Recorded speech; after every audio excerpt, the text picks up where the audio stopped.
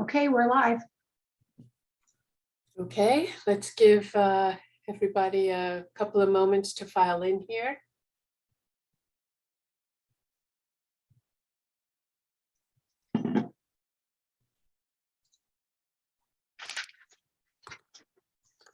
Okay, let's get started then. Good evening, everyone. This meeting is called to order in accordance with the Open Public Meetings Act. Annual notice of this meeting was provided to the Home News Tribune, the Star Ledger, and the Highland Park Planet on January 5th, 2022. In addition, notice of this meeting via Zoom was faxed to the Home News Tribune and emailed to the Star Ledger and the Highland Park Planet on February 24th, 2022, and was posted on the Borough website at www.hpboro.com and on the bulletin board at Borough Hall, 221 South Fifth Avenue, Highland Park, New Jersey, on February 24th, 2022, and has remained continuously posted as required by law. As mayor, I preside over this council meeting and may interrupt, warn, or terminate a participant statement or participation in the virtual meeting if the participant statement does not adhere to the 3 minutes provided to each participant for public comment, or if the statement is abusive, obscene, or irrelevant. All right, Councilwoman Kim Cho-han, would you lead us in the Pledge of Allegiance tonight, please? Sure. I pledge allegiance to the the flag flag of the of United the United States of America and to to the republic for which is for which it stands, one nation, one nation, under God, under God, indivisible, with liberty and justice for all. And thank you, Council President Phil George, for supplying the flag this evening. All right, roll call, please. Mayor Berlin-Mittler, Here. Councilwoman Canberra, here. Councilwoman Foster, Councilman George, Here. Councilman Hale, Here. Councilmember Hirsch, Here. Councilwoman Kim Cho-han, Here. Borough Attorney Schmier, Here, and Borough Administrator Hover. Here. Okay. We're going to go right into our council reports now. And I'm going to start with the way you appear on my screen. So Councilman Matt Hirsch, you are up first. I will kick it off with a bang. I have no report tonight, Mayor. Thank you. Thank you, Councilman. Councilwoman Tara Canavera, do you have a report? Yes, I will try to be brief.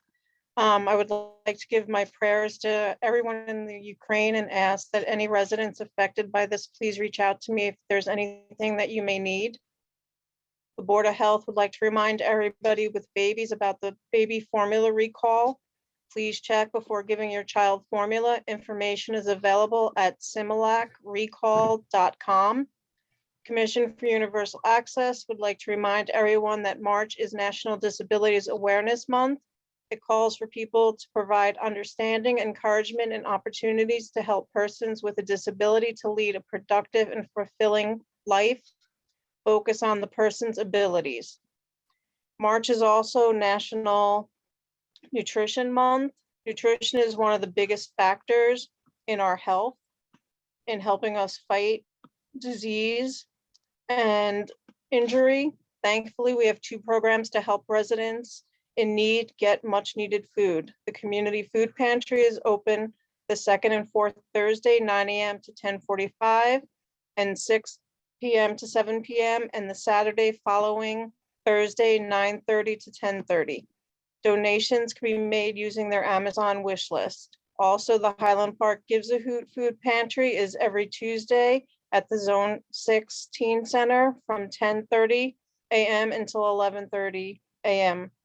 Donations can be made by mailing a check to the Borough Hall with a memo that says it's for Highland Park Gives a Hoot.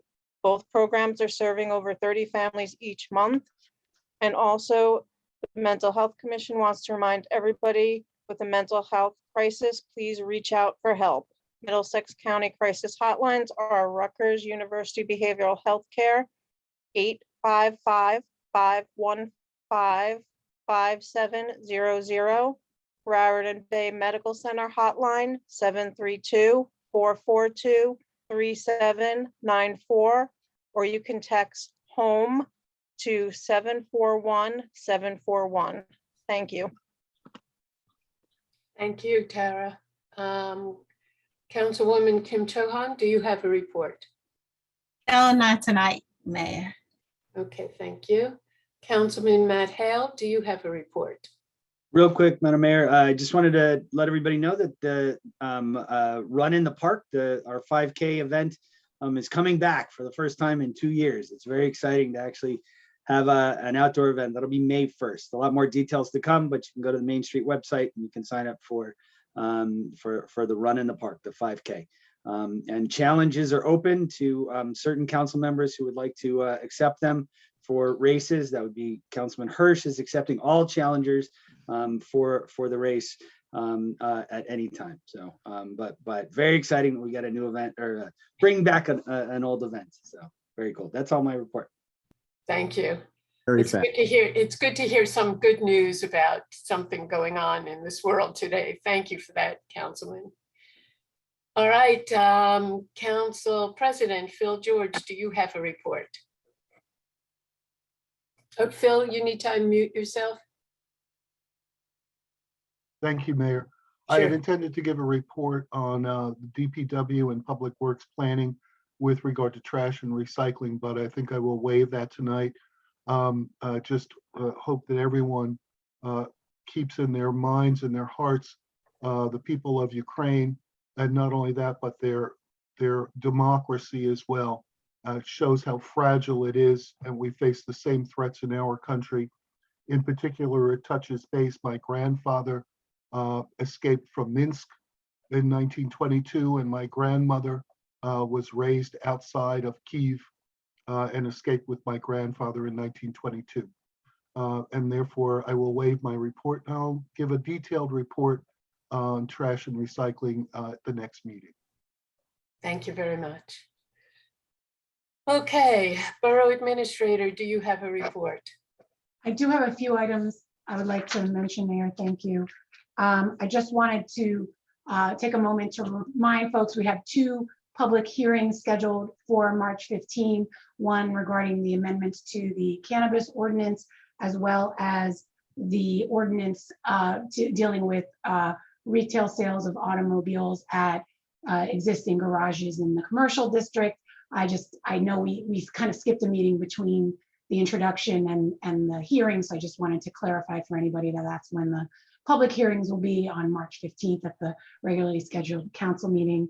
I wanted to mention also the notifications to residents where our records indicate they may have a lead service line did go out last week. I've been hearing back from folks and it's been very good process. I just want to encourage anybody who got a letter to please feel free to reach out and get in touch with me if you have any questions as indicated in the letter.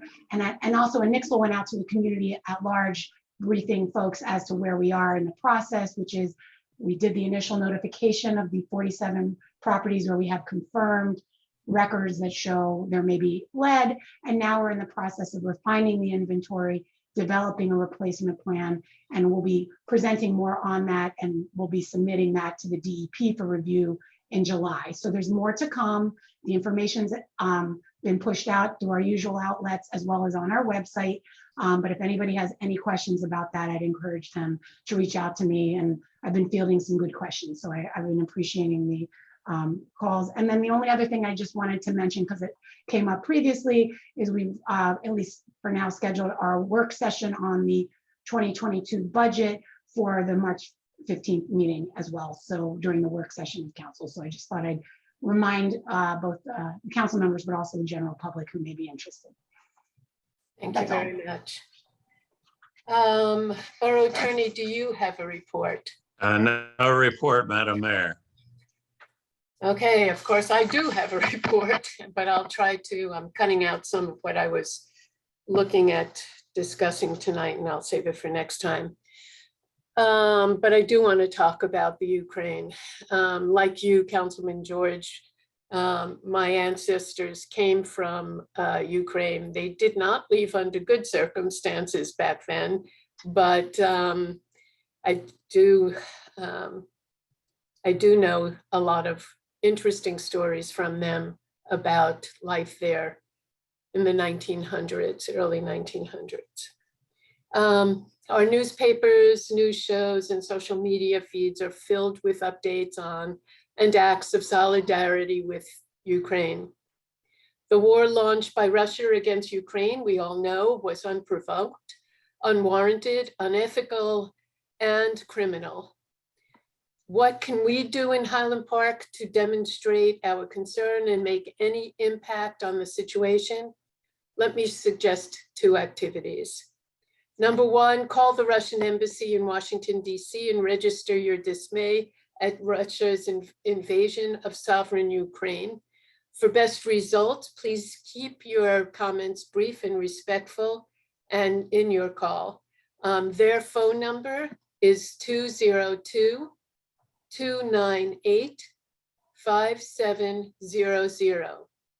Secondly, make a commitment to learn about Ukraine's rich history, culture, and flourishing democracy. To start, I recommend a 3.5-minute BBC video on YouTube. It's called A Brief History of Modern Ukraine, or an article called The Real and Imagined History of Ukraine, which was published by Vox.com on February 25th, and an article, The Empire Returns, Russia, Ukraine, and the Long Shadow of the Soviet Union, published on the Financial Times website on January 28th. As a small but symbolic gesture, I have asked our Public Works Department and the Borough Administrator to light our Doughboy statue in blue and gold, which are the colors of the Ukrainian flag. And I want to thank Councilman Matt Hirsch for sharing that idea with me. On to something different and more close to home. I'm pleased to recognize an exemplary public servant who has announced her plans to retire as of next month. Renee George has been an administrative assistant and bookkeeper at Highland Park's Public Library for over 16 years. During that time, she has not only been the keeper of their accounts, but also created reports for the library board of trustees and later kept their minutes, organized and executed their highly successful annual appeal fundraisers, provided notary service and issued many municipal ID cards and communicated with many vendors. Renee has been a staple at our library, and she will be sorely missed by staff and by members of our community as well. We wish you much success in your retirement. Thank you for your service, Renee. Thank you all. Also, we have all read or heard recently about some criminal activity in Highland Park in recent weeks. We don't often hear about situations taking place in our town, so many of us were shaken up when we heard the updates last Wednesday morning that a man fired a gun at a family residence in the borough, and the shooter, considered armed and dangerous, was at large in the borough. On behalf of all of us and all of our residents, I want to thank the Highland Park Police Department for bringing this troubling situation to a close successfully within hours, and also making a serious effort to keep us all informed by Nixle and social media. Thank you to our police department for keeping us safe.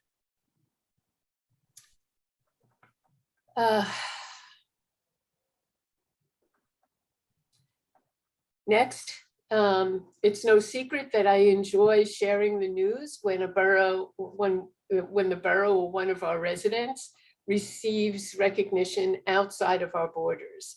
In that vein, I'm pleased to congratulate Reverend Seth Capadale, who received the 2021 Faith-Based Medal from the PNC New Jersey State Governor's Jefferson Awards Program. I was happy to see this award publicized, and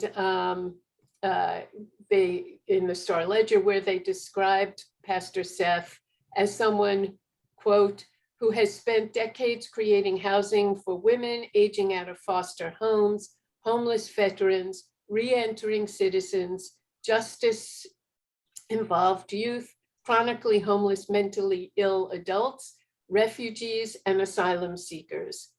Pastor Seth, we greatly admire your work and commend you on receiving this well-deserved award.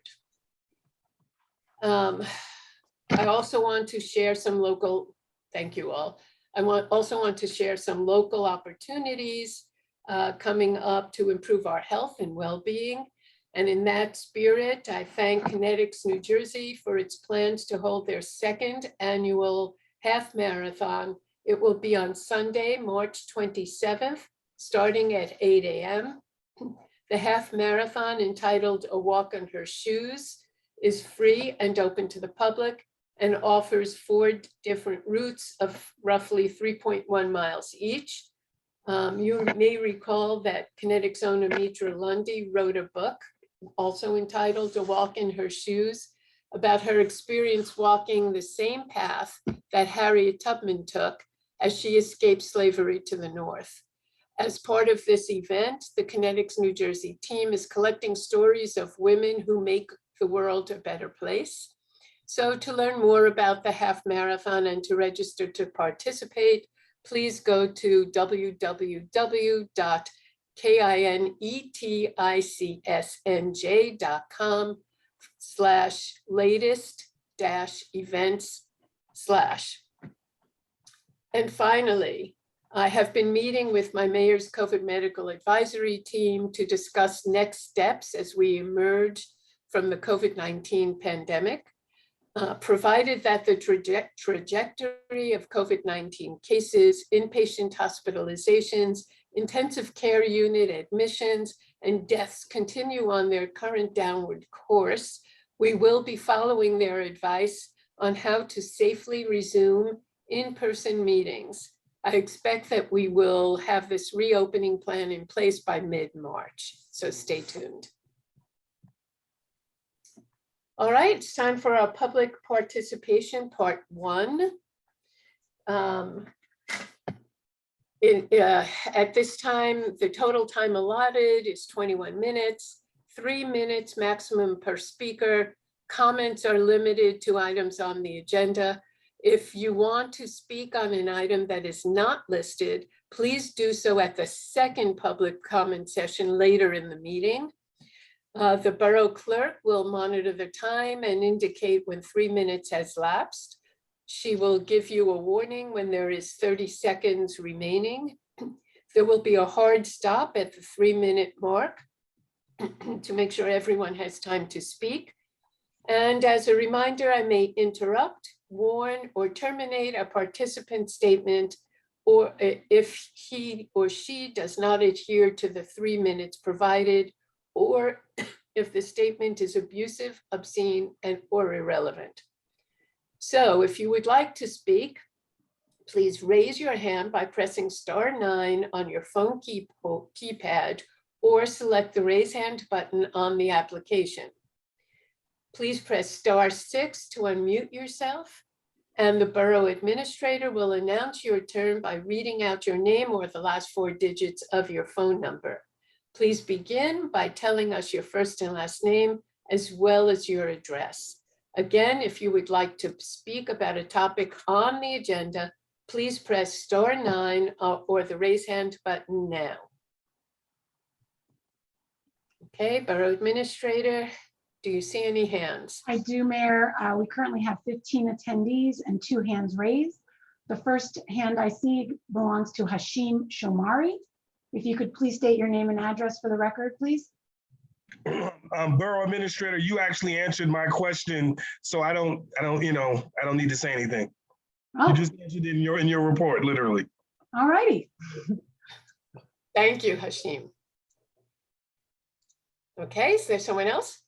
I wish I knew which, I should ask them which item, but anyway. Phone number ending 4445. Please state your name and address for the record. Hi, Lois Loving, North Second Avenue. Two questions on what was just reported. Does anyone know the date of that Star Ledger article about Reverend Seth? And I heard the universal access, or the March is the month of remembering about accessibility. When does the commission here in Highland Park meet, and how does it meet? And on the agenda, please, would someone describe 14A and 14B when you get there? Thank you.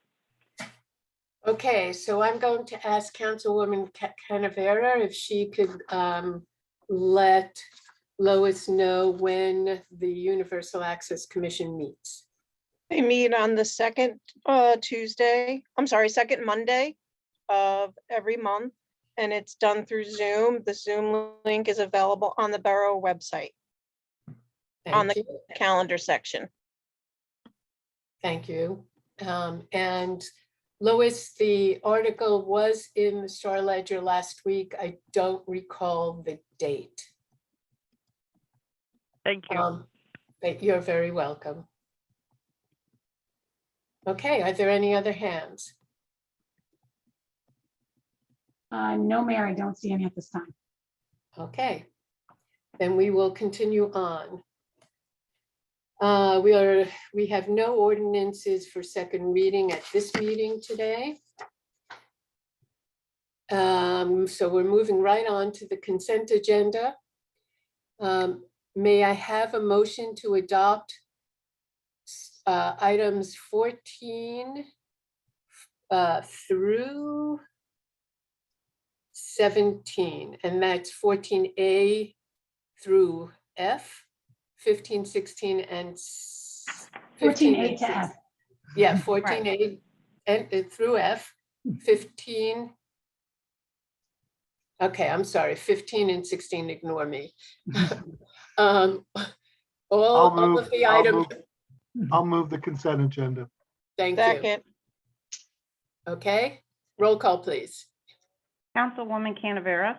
yes. Councilman George? Yes. Councilman Hale? Councilman Hale, could you unmute yourself? My apologies. Yes. Councilmember Hirsch? Yes, and I just wanted to note one thing. I'm really excited about the energy planning grant. I'm really familiar with the Energy Master Plan and when the administration put that together. And, it was a lot of long-term goals that were kind of hard to wrap our minds around, from a practical standpoint. But from a policy standpoint, it's just very exciting to see this plan being implemented on the local level, statewide, and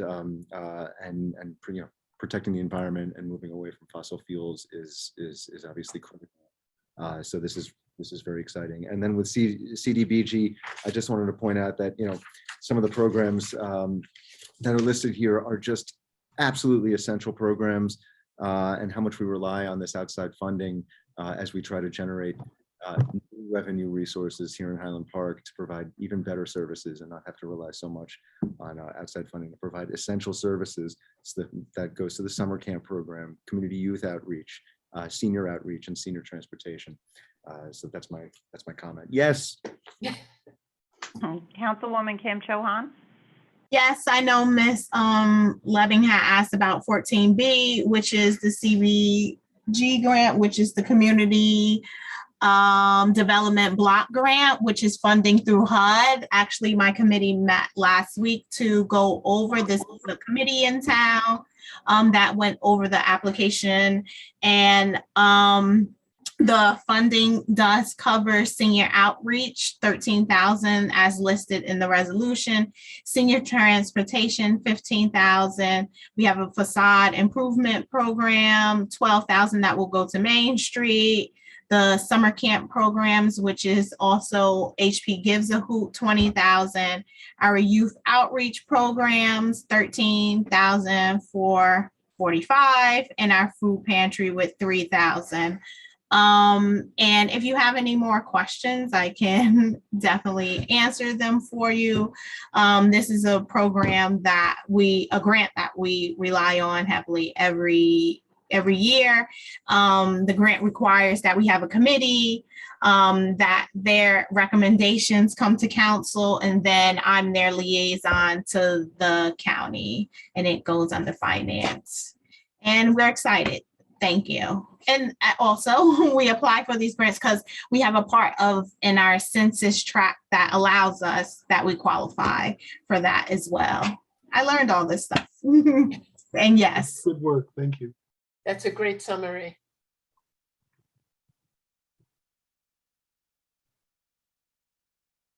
Are we done with the roll call? Yes. Thank you. Okay, we're now about to go into our second public speaking, public participation session. Again, the borough clerk will monitor the time and will offer a 30-second warning and then indicate when 3 minutes has lapsed. This session will wrap up by 9 p.m. I do also want to let you know that you may comment on any topic. It does not have to be on the agenda for this portion. So if you would like to speak, please raise your hand by pressing *9 on your phone keypad, or select the raise hand button on the application. Please unmute yourself by pressing *6. The borough administrator will announce your turn by reading off your name or the last 4 digits of your phone number. Please begin by telling us your first and last name as well as your address. Again, if you would like to speak about a topic on the agenda, please press *9 or the raise hand button now. It's *9, not *6. All right, Mayor, I see 17 attendees at this time and 4 hands raised. First up is Robert Rosner. Please state your name and address for the record. Hi, this is Elizabeth Rosner. My husband and I both would like to speak, so we're asking to each separately have an opportunity. I'll read quickly as I only have 3 minutes. Good evening. Oh, my name's Elizabeth Rosner. My residence is 22 Harrison Avenue. I am a resident and an employee of the Borough of Highland Park. I am currently suspended without pay from my position as a crossing guard. My suspension is due to my lack of compliance with the borough's current COVID policy. My work conduct is not in question. As a governing body, you have decided to implement mandates on town employees. This supposes that you are lowering risk of COVID with those mandates and that it has a negligible cost to the citizens of this town. I disagree. The financial cost, the citizens need to know some facts. For 2 weeks, the borough has paid police officers time and a half with a mandatory minimum of 2 hours per shift for overtime, or has pulled an active duty police officer off their job to cover the vacancy. I am perfectly capable to work to avoid the extra cost or staff reassignment. There is also a risk in that this job requires experience and consistency. My absence has increased risk at the intersection. As expected, experience makes one better at their job. I spent almost 3 years earning the trust of the school children by being consistent in my behaviors, so everyone knows what to expect. I trust them as they, for the most part, listen well. I try to perform tasks the same, but given the nature of the intersection, I do have to give a lot of verbal directions by shouting at the kids and drivers to accommodate irregular traffic or ambulances, for example. The kids ask me for help sometimes, report a concern about another child they want me to check on, or just share their thoughts. We trust each other because we choose to be kind and respectful to one another. My personal cost. There is a cost to my personal freedoms. The borough has no authority over my body or how I spend my time off the clock. The idea that you have a system to protect the immune compromised is diminished by the punitive system in place, which in fact punishes them. I must pass a physical performed by the borough's doctor of choice to hold this position. I will not spend my personal time complying to mandates that make no sense. I have a right to keep my personal medical information private from you, the administrators of this town, and even the Human Resources Department. Doctors and health insurance companies have password blocked emails and portals for any communications involving their patients. I am concerned the borough failed to provide safe, secure emailing throughout this entire situation regarding my medical privacy. One of the many unintended consequences of government overreaching COVID policies has been an increase in auto deaths. Auto fatalities had a downward trend since 1960. 2019 saw one of the lowest death rates since 1960. Excuse me, the 3-minute time period has come. All right, so let me at least say my last statement. I think I've earned it. Right, and you said your husband will also be speaking afterwards. Yeah. So he'll have 3 minutes as well. So one of the unintended consequences is aggressive driving. I have experienced this. I don't need to read studies to know this. It's a fact. You are running this town as laptop elites working safely from home while the DPW, police officers, and crossing guards work out in the streets of the community. You hit your mute button on a computer screen when a citizen speaks for more than 3 minutes or says something offensive. I have no eject button. I stand there and take it while people scream curses at me and wish death upon me by vehicular homicide. It's time for the mandates to go away, and it's time for these meetings to be in person again. Thank you. Thank you. All right, if I can jump in, this is Robert Rosener, 22 Harrison Avenue. I am requesting that you revise your COVID policies for employees to stop discriminating against unvaccinated people and to follow sound logic and science. First, and rightly so, this borough would cringe at the thought of discrimination against LGBTQ people, people of color, people of a particular religious tradition, or any other group of people. Yet the borough has no problem overtly discriminating against the unvaccinated. Let me explain how. The borough requires 2 weekly COVID tests for unvaccinated employees, but this is not the case for vaccinated employees. I ask why unvaccinated people have different roles than the vaccinated. The fact is, vaccinated people can get and spread COVID just like unvaccinated people. While the COVID vaccines may have some symptom-reducing efficacy for those who choose to get it, the vaccine has failed as a public health measure in terms of stopping the spread. Keep in mind, though, COVID vaccines were designed for alpha and viruses mutate frequently. How many vaccinated people do you all know who got Delta or Omicron over the past several months, especially around December? Further, the vaccines do have efficacy. If the vaccines do have efficacy in reducing symptomatic expression, it's possible the vaccinated have become the asymptomatic spreaders because the vaccinated may be more likely to have an infection and not know it.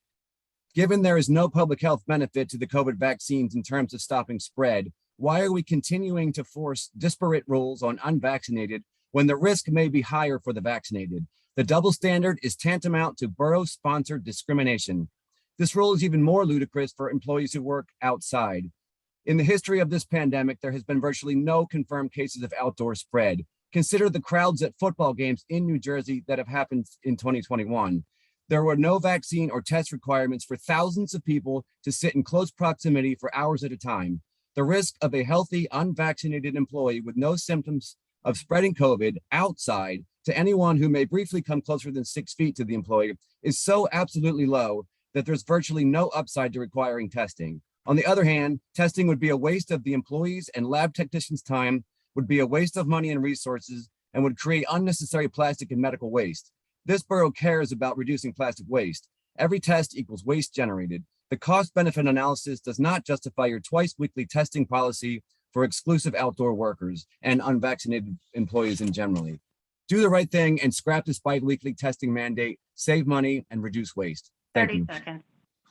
Okay, thank you. Terry, do we have any other hands? Yes, Mayor, I see 3 hands. Looks like Devin McRimmon is up next. Please state your name and address. Hello, everyone. My name is Devon McRimmon. My address is 39 Tall Oaks Drive in East Brunswick. I'm also here with my business partner, Devin Vick. We both share the same address. So I just wanted to say hello. We're the co-owners of Hazel and Leaf. Our goal is to open a retail cannabis shop in your beautiful town. We're here to introduce ourselves and give you some background of our company. We are a Black family-owned startup, and Devin and I are partners. We both grew up in Middlesex County. Devin grew up in Island, and I grew up in Edison. So Highland Park has always been a part of our lives. We chose the cannabis industry because of the harm done by the war on drugs in Black communities.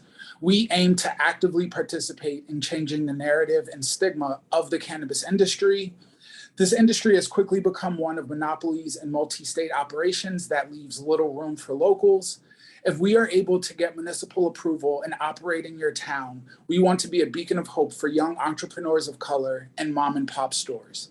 Highland Park has always been a main street full of locally owned businesses, and we would love to add to that. I personally have worked in the mental health field for the past 6 years and currently work for UBHC at Rutgers. Devin has been a licensed RN for the past 16 years in New Jersey.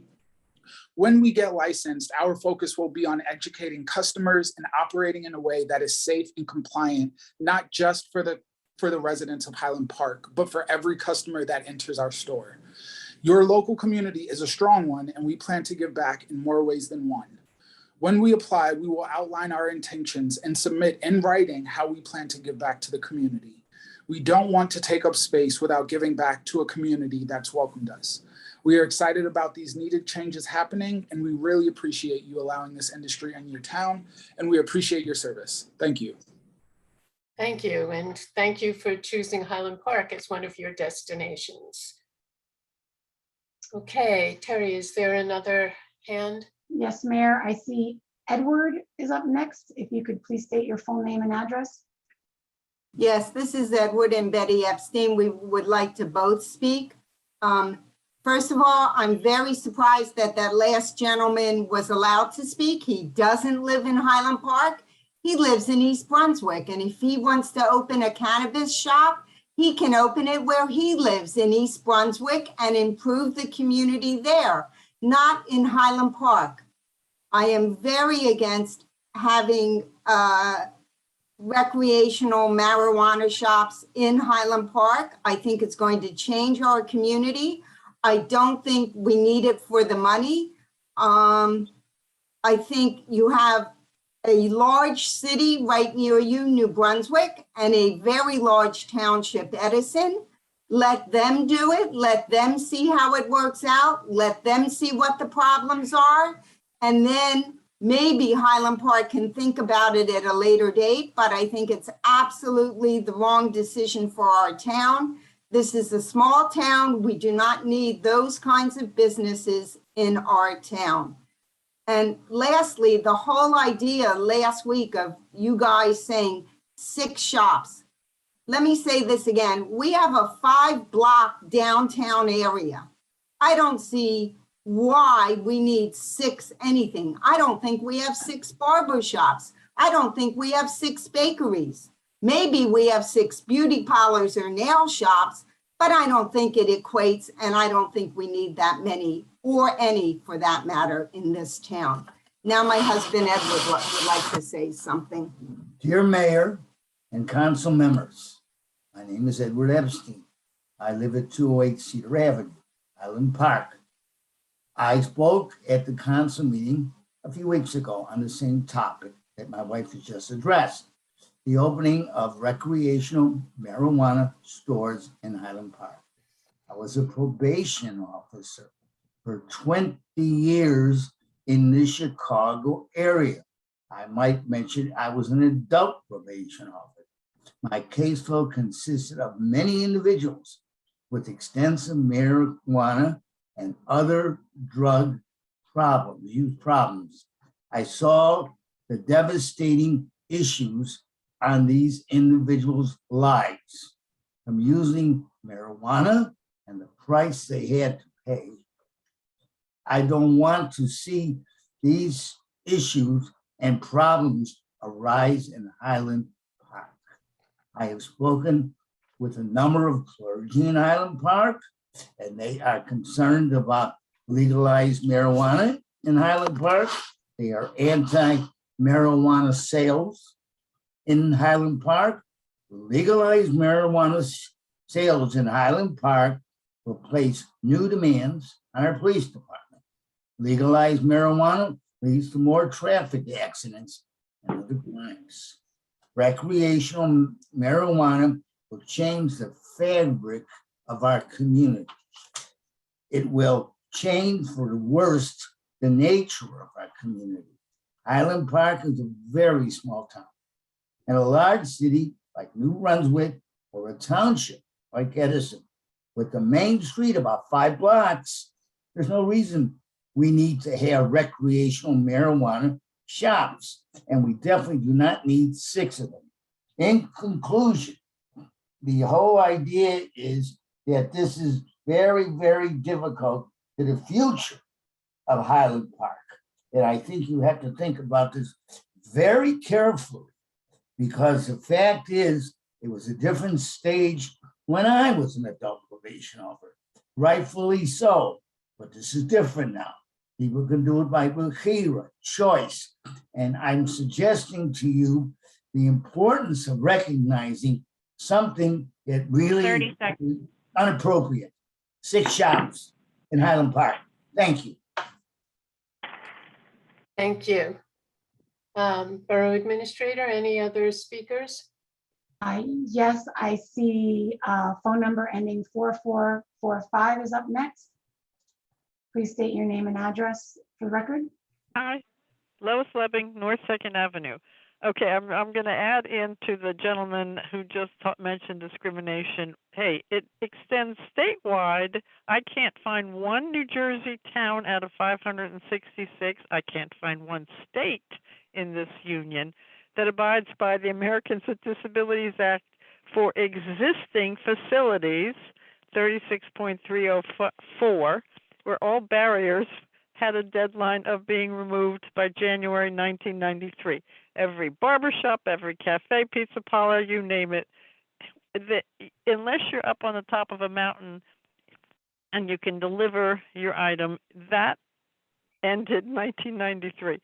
Okay, and also just as a PS to the mayor and council, every town, every entity had to have an ADA coordinator who must be an employee so that there is input to the budget. And I think that was 35.107 Title II. Okay, my 2 questions were Middlesex Water Department, is their TVing or their jet vacuum report for last year completed yet? And more importantly, what the heck was going on River Road when it was closed a few weeks ago and all the traffic came down North 2nd? Did that problem have anything to do with the sewer backup, as North 2nd back in the 1980s had 100% of the sewage coming down North 2nd off 27 because some genius 100% closed off the cement where the sewage used to go all the way down, somewhere down toward the river, actually toward whatever it is, to the processing plant, South Amboy, and instead they closed it off 100%.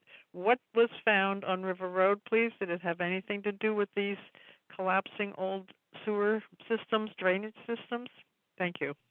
Okay, so I'm going to, I see the Borough Administrator raised her hand. So Terry, do you want to address those 2 questions? And then I'll ask Council President Phil George if he has anything to add. Sorry, I didn't mean to usurp. I just got excited to raise my hand. Lois, I'll take the second part first. I'm not familiar with that 1980s situation, but I can speak to what all that traffic and disruption at the River Road, Raritan Avenue intersection. There was a problem with the sewer trunk line along the river that kind of parallels Adelaide Avenue. There was a crack due to a support that was holding up the trunk line. In order to repair it, we had to establish bypass pumping from a manhole that unfortunately is right in the middle of that intersection. So all those pipes and everything were basically bypassing that section of sewer trunk line so that they could do the repair, and then they took it all down.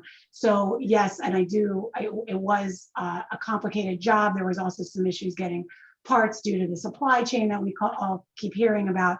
However, that is it. I can't speak to what you were referring to around North Second in the past, but the issue was actually along the trunk line. It's a very large trunk line that then feeds into the MCUA where the sewage gets treated, and we had to bypass it via the manhole in the middle of River Road in Raritan. The other question regarding the report, my understanding from my last update from Middlesex Water was they've received the report from the NAP group that did all that inspecting of those many months ago. They're going through the recommendations. I have not received the report yet, but I expect to within the next month. So please check back with me. And we're going to be utilizing that to develop our capital improvement program for the sewer moving forward. Okay, and Council President Phil George, do you have anything you want to add? Yeah, just to add in, I won't go and duplicate what the borough administrator has said, that part of the delay with the sewer trunk line repair, in part, as everyone knows, the county has been doing a lot of work. The MCUA has a connector line, which in part lies in our native plant sanctuary. There's a lot of work going on there. And that as a result, they did notice the repair. Most of the delay was in laying out the work. It was done fairly quickly, but it takes a lot of work to install bypasses like that, including a lot of state permits, and it was done on an emergency basis. So fortunately, it was done fairly quickly. As regard the camera report, we're hoping that we get it at the next Middlesex Water, our utility committee meeting in March. We're hoping we get that report then. If not, it will be in April. Middlesex Water is still has just recently received it, is still going through it. And as Terry says, that camera program was actually part of our original capital improvements report. If you recall, our 10-year report done by Professor Andrews and his crew, which I refer to all the time for DPW work, listed that as one of the important things to do. And because of our 10-year contract with Middlesex Water, we actually got it done a lot earlier. Don't anticipate receiving it until the next Utilities Committee meeting, hopefully in March. If not, then definitely in April. Thank you. Thank you. Okay, Borough Administrator, are there any other hands? Just give me one moment to sort through my hand raisings. Looks like Dan Stern Cardinal is up next. Hi, Dan Stern Cardinal, 221 Harper Street. Just want to comment briefly as a Highland Park resident and as a parent of 2 young children that I am fully supportive of having retail recreational cannabis in town, and remind everybody that there's no association with increased crime and recreational cannabis businesses. And what was the other one? And per the very detailed statistics out of the Colorado Department of Transportation following cannabis legalization in Colorado, there's no association with cannabis legalization and increased traffic fatalities. Thank you. Thank you, Dan. Carrie? Yep. I see Dr. Ramesh Pandey. If you could please state your name and address for the record. You may have to unmute yourself.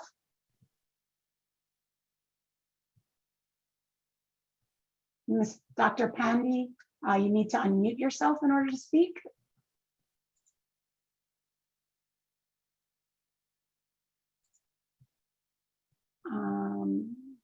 Okay, you want to go on looks to like the we're next? having a technical issue. I will try coming back to him in a moment. It looks like Abby Stern Cardinal is up next.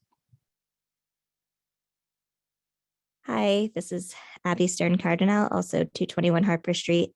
So actually, first I have a procedural question. I know everyone's adjusted to Zoom and it's a little bit different and we're just figuring it out, but I would love clarification on when clearly 2 people in the same household, there's a couple times that people have talked, does the time start over? And,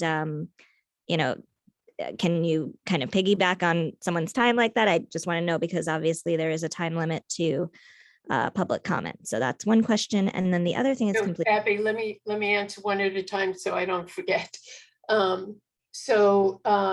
Each person who comes up to speak gets 3 minutes, whether they live in the same house or not. Okay, so then maybe just next time I'll make it easier and just jump on Dan's. Just wanted to know, just make sure it's, anyway, so I know I have limited time. So the other thing I wanted to say is I just wanted to acknowledge and say thank you to Matt Hirsch for the work that he is doing and other people. I'm sure, I'm sure there's a ton of people behind the scenes who are kind of getting rolling now that the weather's starting to look nice on some work on our pocket parks. I just earlier got an email back from Matt and I see there's a lot in the works and I'm really excited. And I just want to kind of bring that back to the forefront that, there are a lot of, just as a reminder, I know, before the weather got cold, I think I had talked about this, but there's a lot of parents of young kids who are just really itching for those public amenities and parks to be reestablished. I'm also really excited for the town tables to come back, hopefully sooner rather than later. And I'm sure, there's a lot of people who are just waiting for that and eager. So I just wanted to say thank you for all the work that's being done there. And I hope the momentum can continue. And you guys just hear that there's still a lot of continued interest and excitement from a lot of people in the community, but just on behalf of people with young kids, we need them to have places to get their energy out. And there, as you guys know, and I've talked about before, there still is not a vaccine for under 5s. We need places as the weather gets warmer. It'll be so much easier to have them play outside. So yeah, let's keep the ball rolling there. Thanks, Matt. Yes, he has been a strong advocate, and we were just in a meeting, I can't remember if it was today or yesterday, to discuss some of the smaller parks around town also. So yep, he's there for all of our families. May I respond, Mayor? Go ahead. Thank you. And thank you, Abby. I just wanted to point to the strong effective advocacy in this instance. I mean, we all use and appreciate Highland Park in different ways. I have young kids, but they're old enough to be vaccinated, so I have a different experience with our recreational areas. So it was really important to hear from Abby and Dan and the families who need our pocket parks to be functioning, particularly as our county park is out of commission right now as the county works to replace equipment that was hurt in Hurricane Ida. So advocacy is so important and much more effective than name calling that we sometimes hear up here. But thank you so much, Abby, for your work. Okay, Terry, is there anyone else? Mayor, I'd like to give Dr. Pandy one last shot at an unmute situation. So Dr. Pandy, please state your name and address for the record if you'd like to speak. Can you hear me now? Yes, we can. Yes. Wonderful. Thank you very much. Because this is my first meeting to attend this meeting, though I'm in Highland Park for more than 20 years. I live in River Ridge Terrace in Highland Park, and I'm a scientist and professor. I used to be the executive board of managers at Rutgers University and also Middlesex County College. And so my question is, Gail, you are doing a good job as a mayor, but is there any community center where people of Highland Park can meet together and have some meeting? I go sometime to that 6th Avenue Senior Citizen Center, but that's not open for any meeting and all that. That's my one suggestion. And another suggestion is we have to build, whether you are Democrat or Republican and all that, we have to build America great again, and we have to do all the good things. And many times young children, somebody was talking about marijuana, and so people are exploiting it. So we have to educate the younger generation, bring younger generation in the right way to tell them the importance. America is a great country, and I have business in New Brunswick, New Jersey, and unfortunately, the owner of that building is trying to demolish that building and make apartment complexes. And I already have an investment of $3 million there. And I'm the first guy in the world who brought the first medicine to treat sickle cell anemia. We made history, and we developed with the, I had to work with the Rutgers University Waxman Institute of Microbiology. So I think it is very, very important that we must, among us, the community, we must meet, we must talk about certain things and build the community great again. That's all. And compliments to you, young lady. And as a mayor, you are doing a good job. Keep up the good work. Okay. Thank you. Thank you. Thank you. Thank you, Dr. Pandy. And one of the things that I am working on with the medical professionals on my COVID-19 advisory panel and with the borough administrator is a plan for reopening our buildings, which will make access at our community center, which is also our senior center, so that we can once again utilize our buildings for meetings. So I'm hoping that by the middle of March, we'll have a plan in place for reopening. And thank you so much for selecting Highland Park for your residents. Good luck in New Brunswick with your business and the building. Okay, Terry, do we have any other hands? I see one hand, Robert Rosner. Hi, Liz Rosner again. We do have some people in the community who are texting me and saying that they're unable to get into this meeting. I just wanted to let you know that. The other reason I'd like to speak is I do have a concern. As a crossing guard who stands on the main corner in town, I do have an issue that in the mornings, particularly, not so much in the afternoons, I stand there with all our kids and it smells like weed nonstop. Everybody's smoking pot on their way to work. Everyone. I mean, it's really bad. Look, I'm not opposed to people smoking pot, but like, what are the rules? Like, can people smoke pot while driving? Like, I'm not convinced it's making people safer drivers. I see a lot of people breaking the law every single day and endangering our kids. So, okay, we're going to have 6 pot shops. Like, if we're going to be high in Highland Park, like, what's going to be our agenda going forward? How are we going to curb this? Like, how safe is this for our kids? Are there studies on smoking pot while smoking pot and driving? Like, what does this mean for our kids? Anyone? Well, you packed a lot in there, Liz. I don't know if our police chief is here who can talk about, I don't know what corner you were on as a crossing guard. What was it? What, Fifth? Raritan and Fifth. Raritan. Fifth. Behind my Okay. So what I would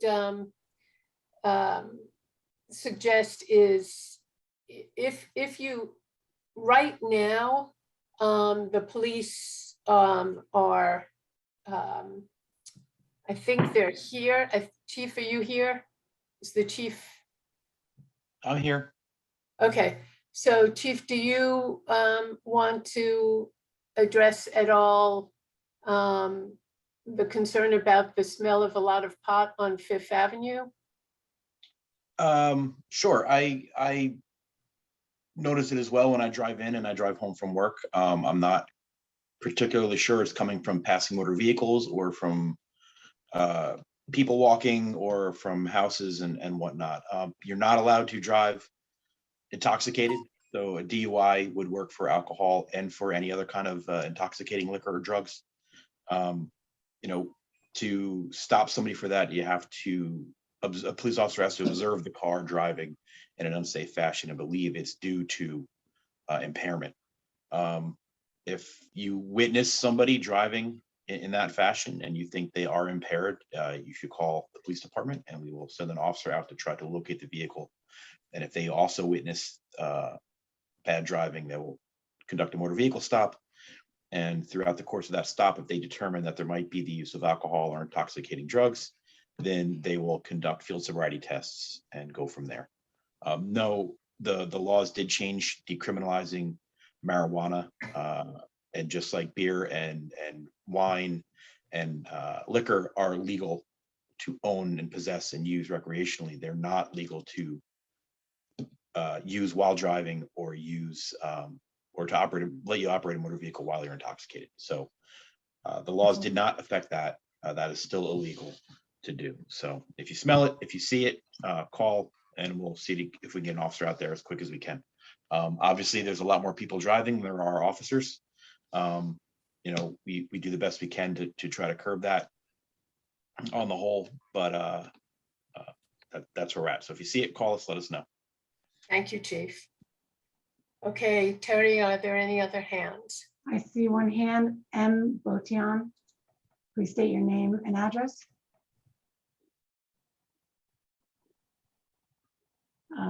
Hi, yeah, Mary Botion?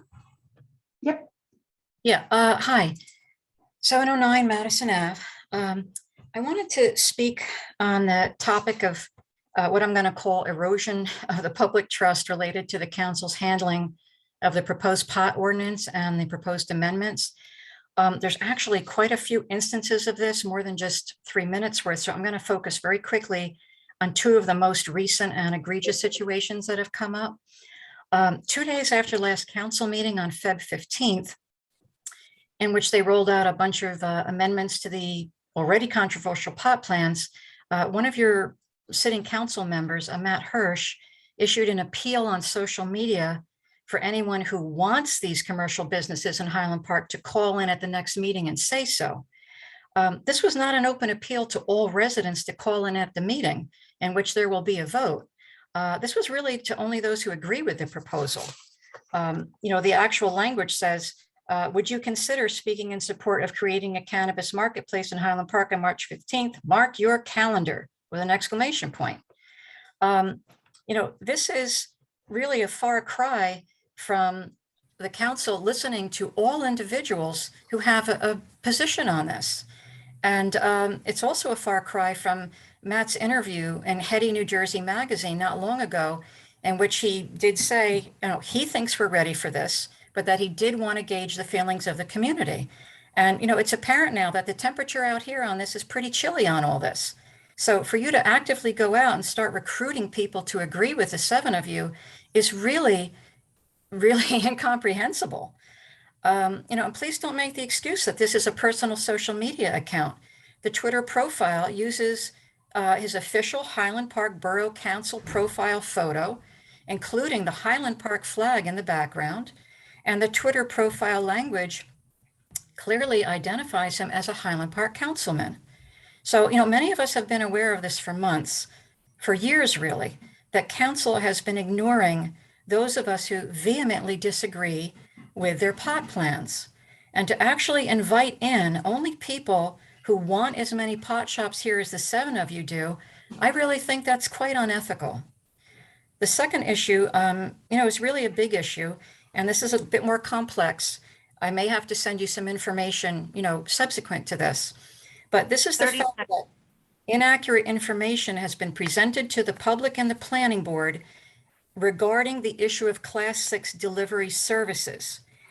Towns, in fact, can opt out and regulate Class 6 businesses. They just cannot prevent drivers employed by those businesses to enter the town. This is completely contrary to what you have been presenting to the public and to the planning board for months. Thank you. Thank you, Mary. Okay. Terry, are there any other hands? I do see one hand, Yasmin God. Please state your name and address for the record. You may have to unmute yourself in order to speak. Hi, actually, it's Rita Polos, 48 Skyview Terrace. Okay. I'm using my friend's computer because I just jumped off of another Zoom meeting. I just wanted to state that I am opposed to 6 pot shops opening up. I think it's highly irresponsible to have as many pot shops as we do nail salons, if not more. I think it would be much more reasonable to test the waters rather than to jump in like that. I think that there should be more community input regarding this. This is very personal to me because I have a friend who got hit by a driver who was high and stoned and is suffering terribly. So I know firsthand what driving under the influence can do. And I just think that, you know, because it is such a new area, everyone should tread lightly, and to just go out and say that for such a small town that we're just gonna, you know, roll the dice and throw out 6 pot shops. As a business owner, I've been contacted by several individuals to open up, you know, dispensaries and everything, because I guess everybody hears now that we're just inviting everyone. I just think it's a little irresponsible, especially since we're a walking town. And, you know, we have trouble as it is with people blowing through stop signs going down to Donaldson Park.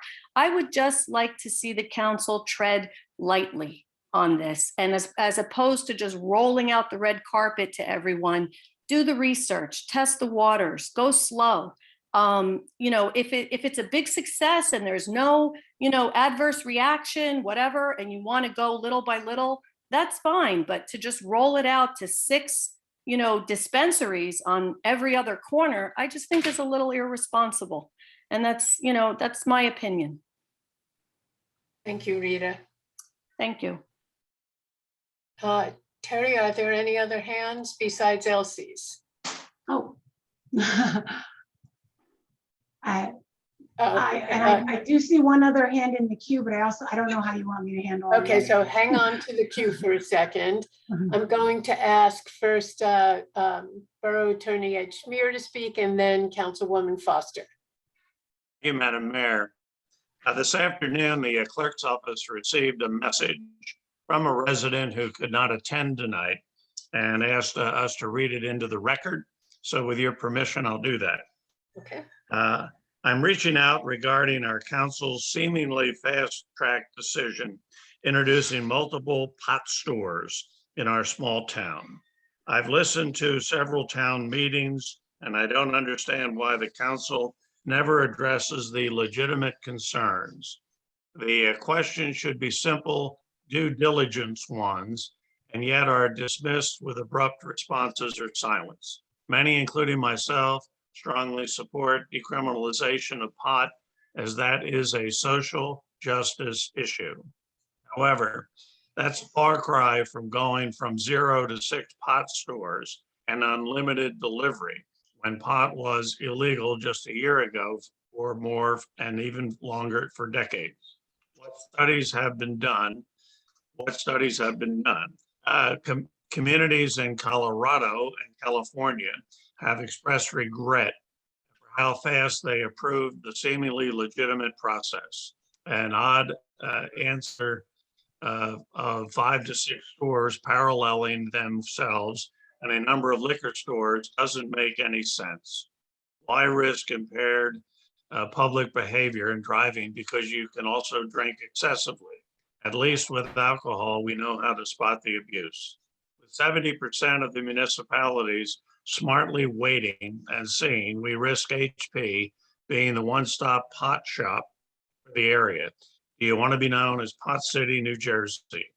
While against selling of any psychedelic drugs on the street, at least would hope you would pilot one store and assess the impact in all directions. Who are you really serving? Lower income communities are against such legalization for fear of abuse, as are many others. I can't help but see this process as being driven by middle-class personal recreational desire or faux economic projections, which don't take into account the real cost. I hope the council reconsiders or at least slows down a decision from which it's impossible to pull the pot back into the plastic bag. Regards, Peter Avery. Thank you, Madam Mayor. Thank you, Borough Attorney. Councilwoman Foster, your hand is raised. I just wanted to say that I'm here. Okay, thank you. We noticed you. Okay, going back now, Borough Administrator, are we done with raised hands or I are there see more? one last raised hand. Okay, go ahead. Abby Stern Cardinal. Hi, this is my second time talking, but I'll repeat. My address is 221 Harper Street. I just wanted to comment on some of what I've heard tonight. I've tried not to comment very much about recreational marijuana use and opening up stores and all of this that has come up meeting after meeting, but it is so frustrating sitting here listening to people say the same things and not hear your replies and not hear that you have responded. And that's why you're now giving silence. So I just want to say, as a member of the community, I have heard your replies. I'm hearing things that are inaccurate about, people saying that you never reply, that you're just giving the cold shoulder. I understand that that's frustrating, but they have given clear replies. I also think that there's complete sorry, I didn't write anything down. I'm not good at talking off the top of my head, but misrepresentation of what the community wants. I've talked to so many people of different backgrounds who are very in favor of what you guys are doing moving forward. And honestly, they're not showing up here because they know that you all are on the same page and they don't feel that they need to come. So we're hearing from the same group of people over and over, and they think, and I'm sure that you guys are listening and you're saying that everybody's against it. Everybody is not against it. The majority of people are for this plan, and the council has given an answer. Clearly, everybody's moving forward, and it's just frustrating to hear the same people come and misrepresent what is going on. So as someone who doesn't typically comment about this, I just wanted to say that I'm listening, and a lot of people are listening and are happy with how you're moving forward, and honestly aren't showing up because they know that the right thing is happening, and people find some of the response pretty laughable. So that's, I guess, the end of my comment. Thank you, Abby. And Borough Attorney, your hand is up. Did you want to speak again? Okay. I'll help him. And I just helped you. No, I forgot to take it down. All right. So I want to thank each of the speakers tonight. Abby, I want to thank you for also summarizing what some of the things that you hear and why other people aren't showing up at these meetings to talk about cannabis. So Borough Administrator, you said that was the last hand. That's what I said, and then 4 hands popped up. So you tell me how you want to move forward at this point. Well, if it's someone who has not yet spoken, then let's let them speak. But if it's somebody who has already spoken, I want to thank them for what they said before, and you all know how to reach us. Okay, I see 4 people who have not spoken previously this evening. Okay. Bob Aiello, please state your name and address. My name is Bob Aiello. My address, I live on Cedar Lane in Highland Park.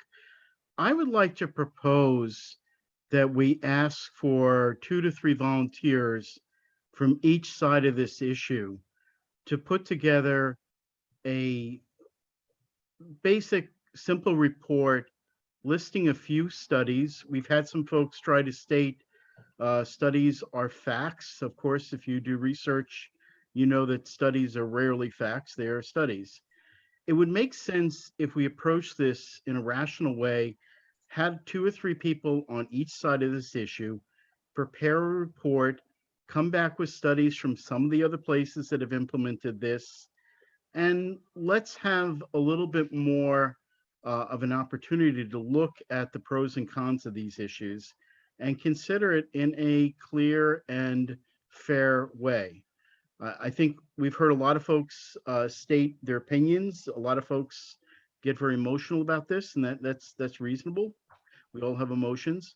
But I think it would make sense to ask for 2 or 3 volunteers to work together in a bipartisan, cooperative fashion and produce a report that brings back to the group some of the studies that are out there, some of the experiences.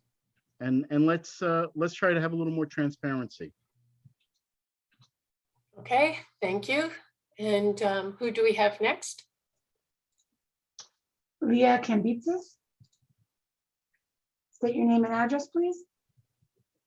Hi, can you hear me? Yes.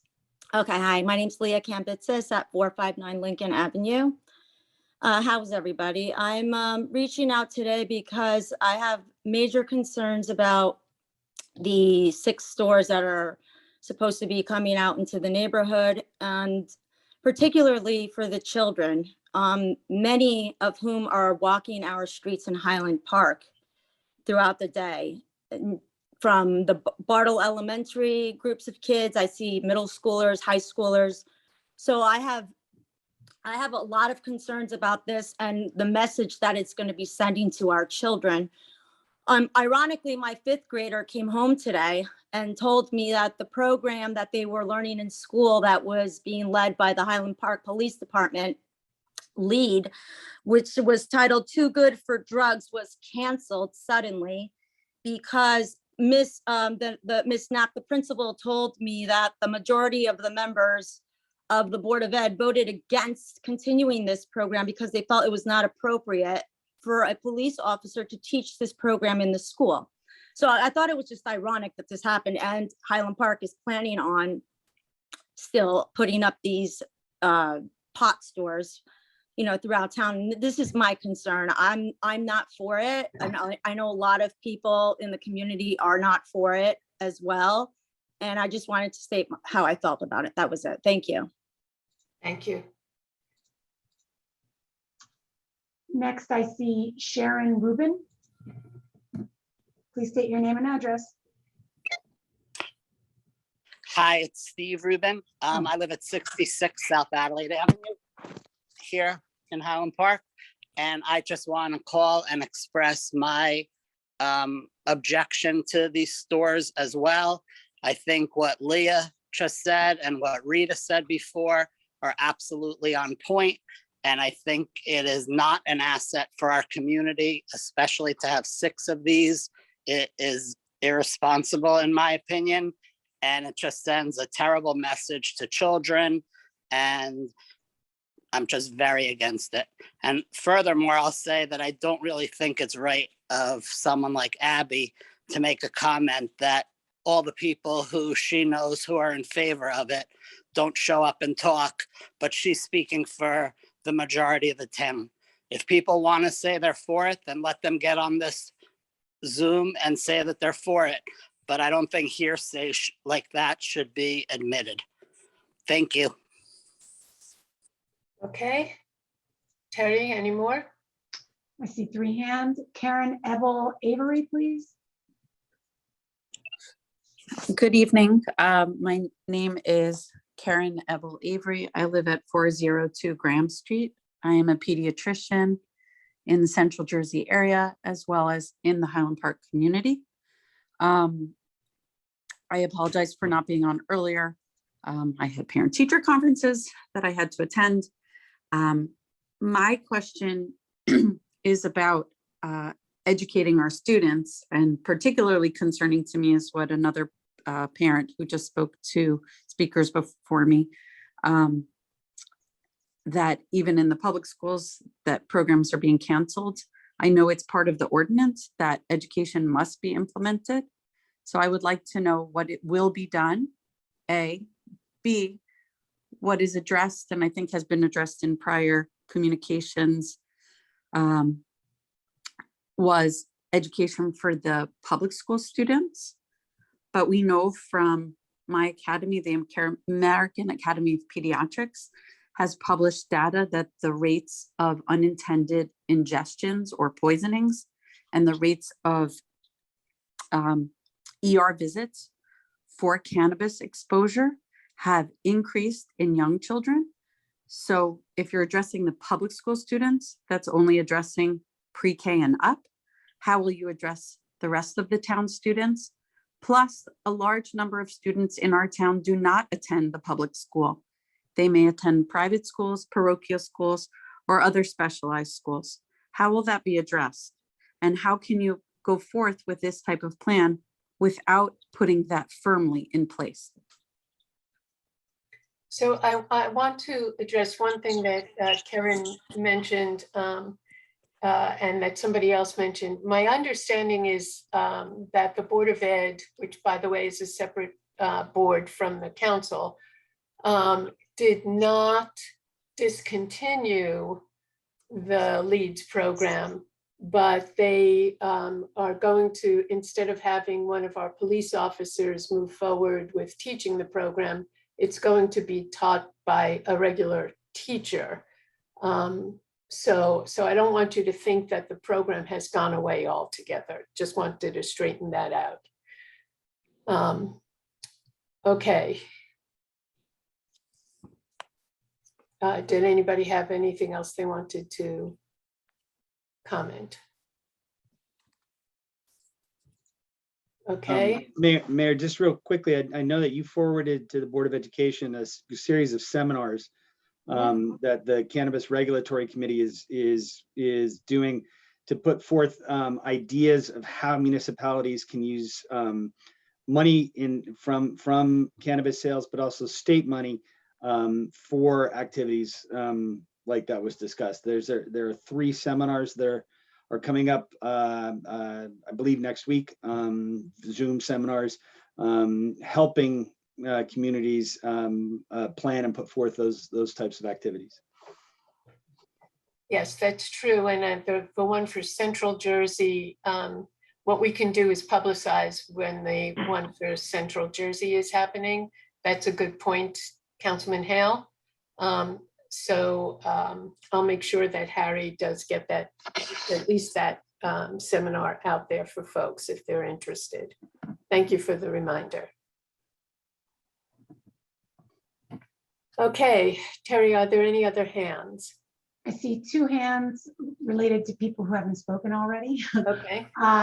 Let's see here, Milagros Aguayo. Please state your name and address. You may need to unmute yourself.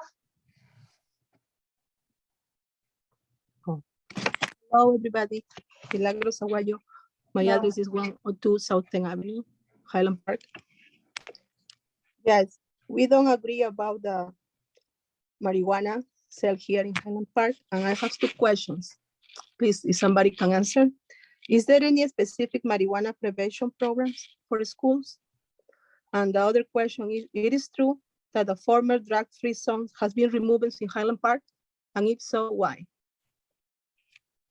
Okay, so your first question, I would suggest you ask at the Board of Ed because I don't want us answering for them. They would be able to tell you about programs at the school. And as far as the drug-free zone areas, Borough Attorney, I would turn to you to ask if you know anything about that. Well, the drug-free school zones will still remain. But if the marijuana and the cannabis is deregulated, that would not qualify as a drug that would necessarily be picked up in that zone. But the drug-free zones are not going away. They'll remain around every school. Okay, thank you. Okay, Borough Administrator, any new hands? I only see 1 new hand, Mayor. I see 4 hands raised, but 1 new hand. I just want to make transparent. Looks like it's Ilona Risco. Excuse my pronunciation of your last name. Please state your name and address for the record. Yes, my name is Ilona Rizzo. Can you please hear me? Yes. Okay. My address is 11 Exeter Street, right in the triangle. So I just also wanted to state my concern related to these shops in the area and in the neighborhood. My children are already grown, but at the same time, we are such a small borough, such a small town, And we do have a lot of young children walking around because we are so small, you know, there's the freedom to walk around for children quite a bit. And I am very much against having these shops in the neighborhood and basically just handed on a silver plate to our children. And I don't think it's the right thing to do. So I just wanted to state my concern related to that. Thank you. And I just want to clarify something, either borough attorney or borough administrator. There is an age requirement for entering a cannabis shop. Borough attorney, could you address that? It's 21, just like alcohol. Okay. So I just want to make sure folks understand that their children or young adults under 21 cannot enter these shops.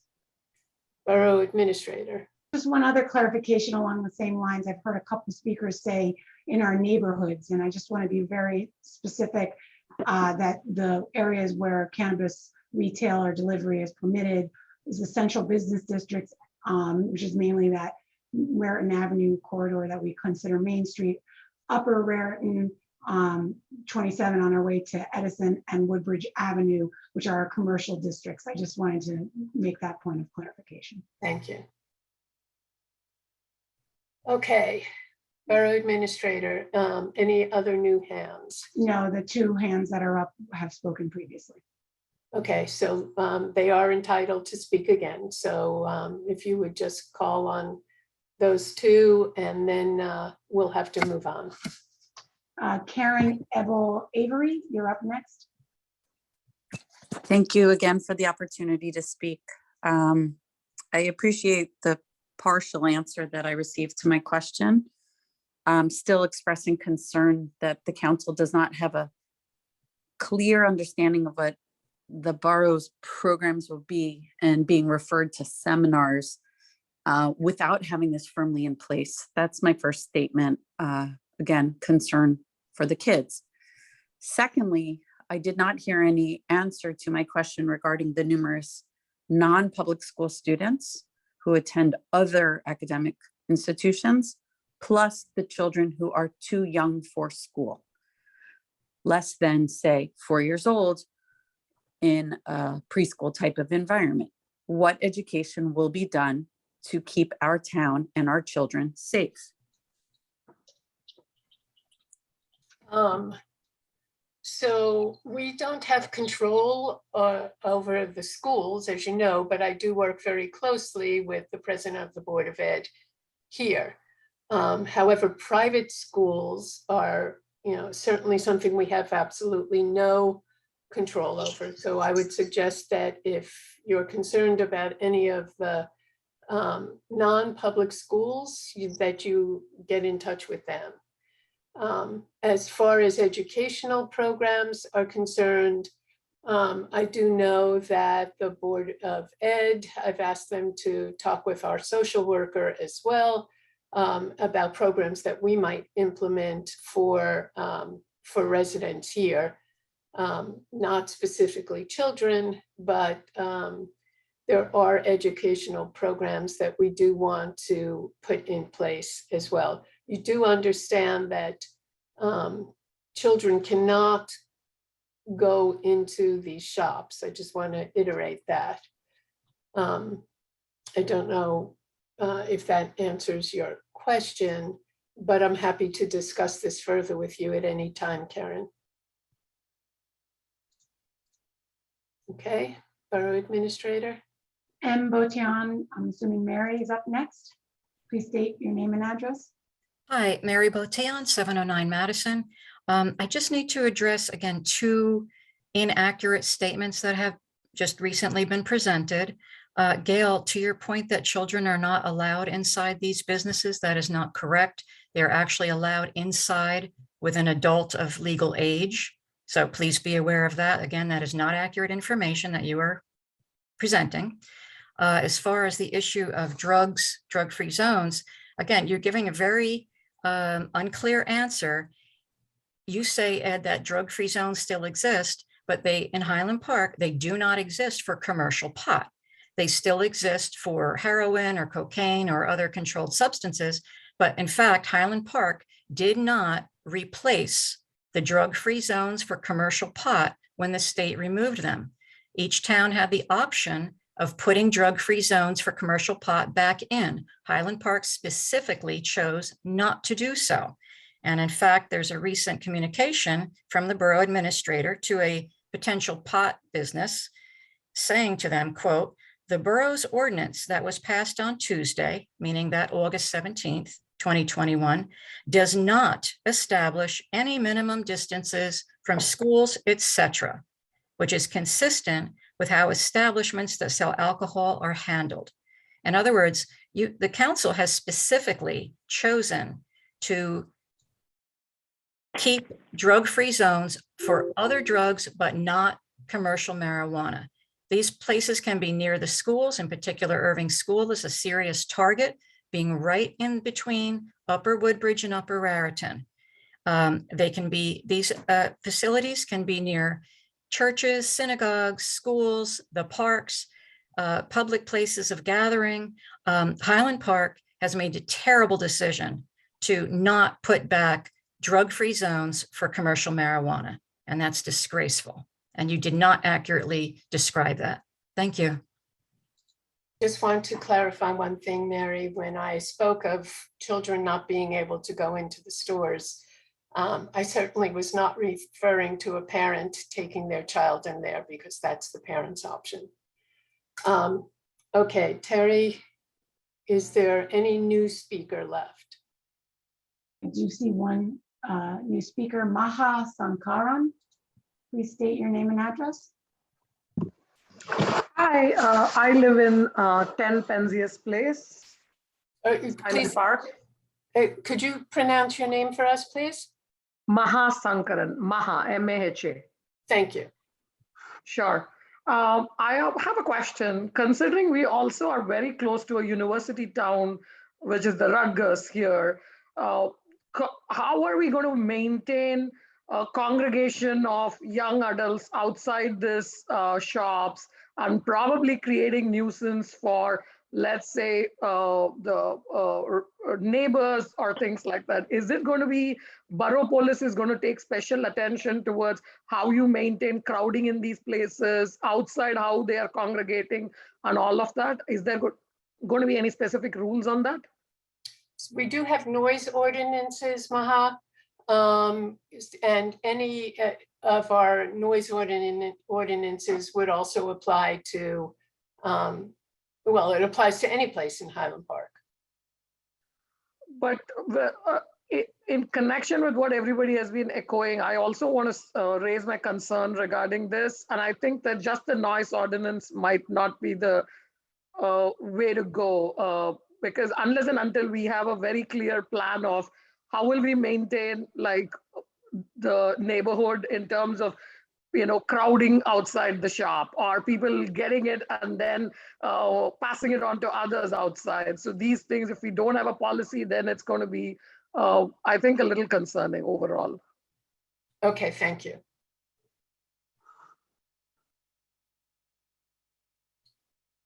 Okay, we have more on the agenda for our work session this evening.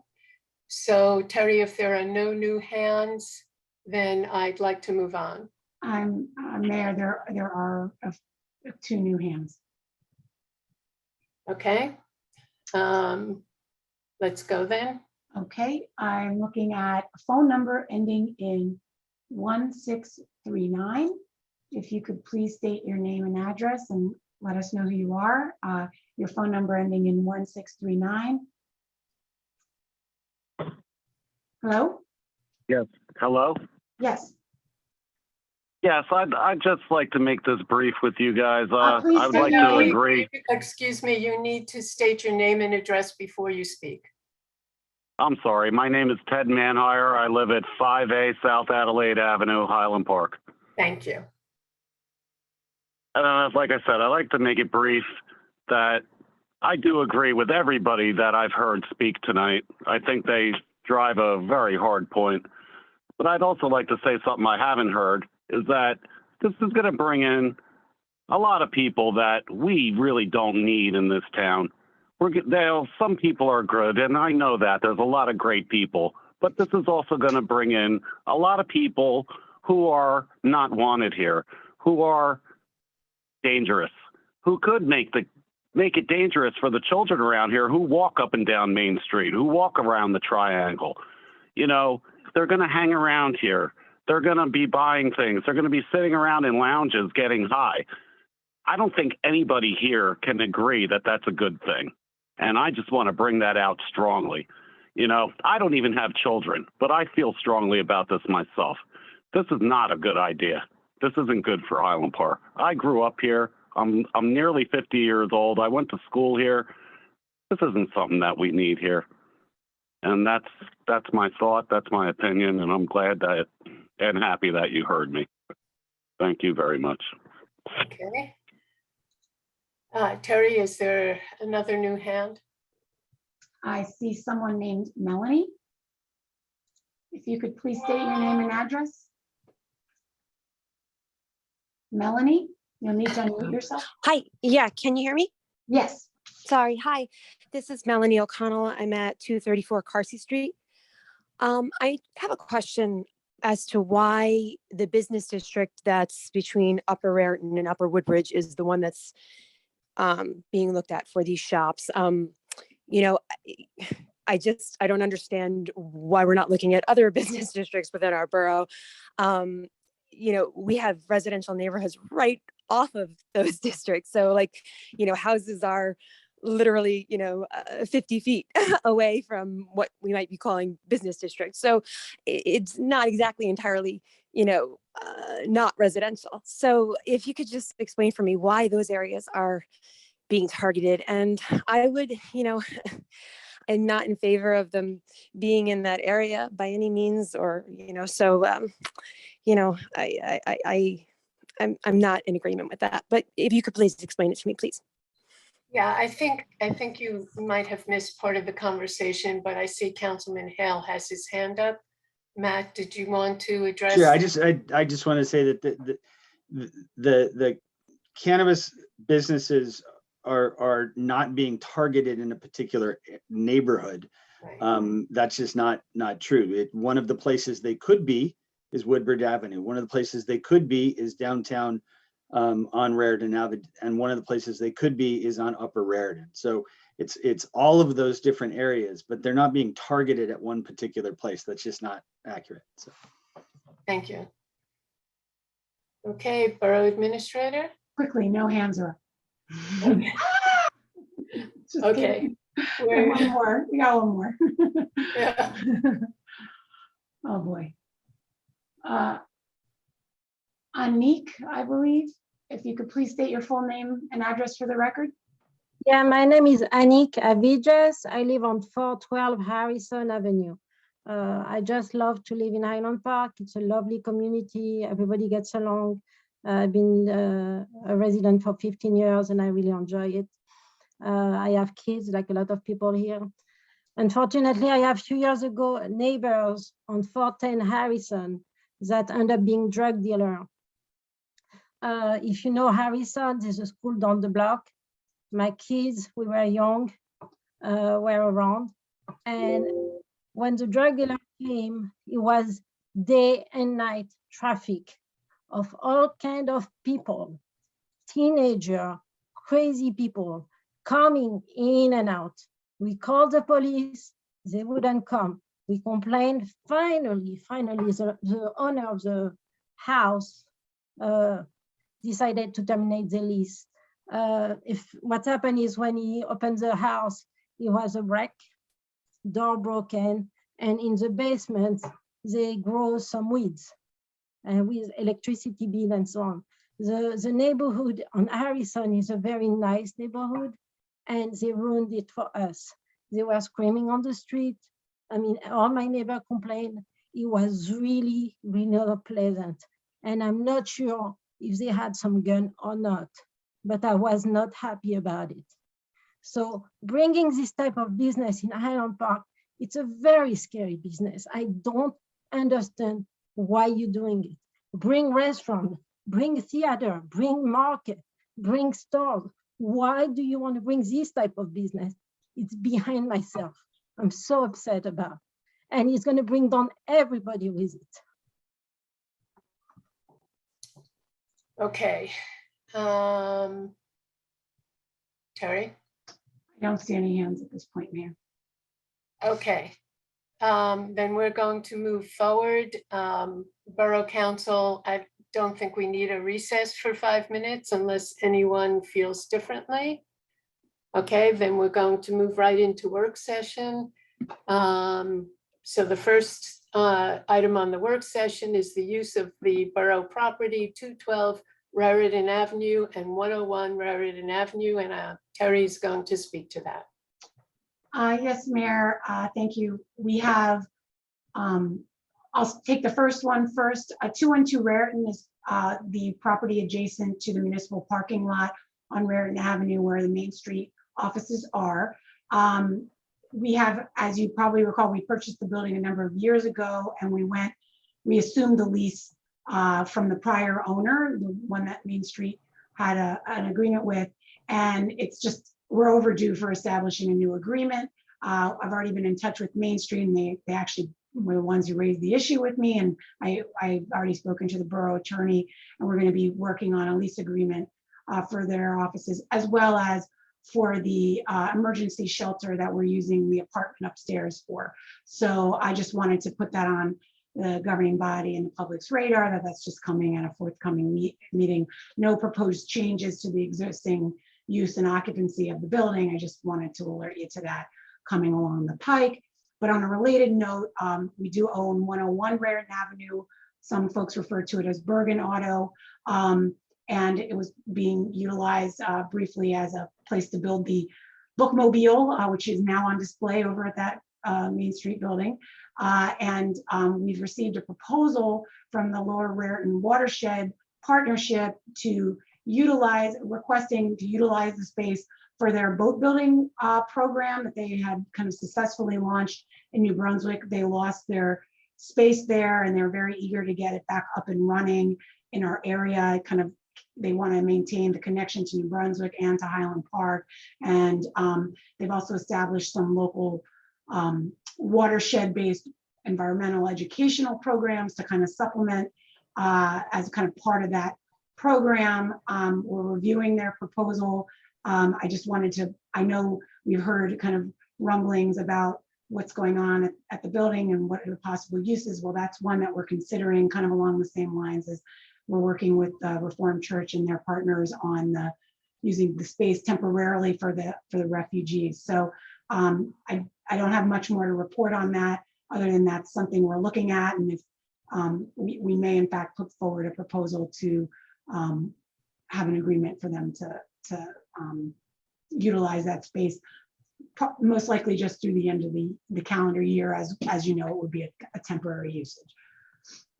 Okay, thank you, Terry.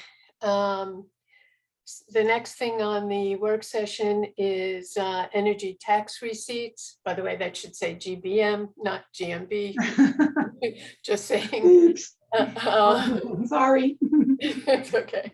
I just wanted to let the council know, you probably are aware that the legislature has taken up the energy tax receipts once again, thank goodness.